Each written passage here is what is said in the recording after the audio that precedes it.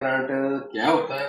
और कब जारी किया जाता है? सर, जब किसी शख्स को डेथ पेनल्टी की सजा दी जाती है ना, सेशन कोर्ट जब किसी शख्स को, मुजरिम को डेथ पेनल्टी की सजा देती है तो वो अपील करता है हायर लेवल पे, हाई कोर्ट में अपील करता है। अमूमन हाई कोर्ट से उसकी जब अपील खारिज हो जाती है वो सुप्रीम कोर्ट में अपील करता है, और अगर सुप्रीम कोर्ट भी उसकी अपील खारिज कर देती है तो उसके पास एक मौका होता है कि वो सदर मुमलिकत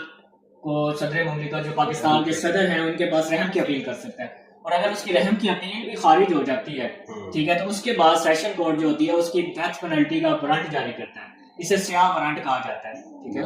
ब्लैक वारंट, स्याह वारंट। इसे स्याह वारंट इसलिए कहा जाता है क्योंकि पिछले दौर के अंदर, अंग्रेज के दौर के अंदर, मुमलिकत के अंदर, जब अंग्रेज बड़े सगीर के ऊपर राज कर रहा था तो ये स्याह तख्ते के ऊपर लिखा जाता था ये वारंट। ये जब अपील का या तो हक खत्म हो जाता है या टाइम खत्म हो जाता है, लिमिटेशन आ जाती है कि अब अपील नहीं कर सकता, या फिर वो अपनी सारी अपील्स अवेल कर लेता है, सदर मुमलिकत तक अवेल कर लेता है, तो उसके बाद जो है सेशन कोर्ट जो सी है उसकी ब्लैक वारंट जारी करती है, उसे स्याह वारंट जारी करती है, इसे अब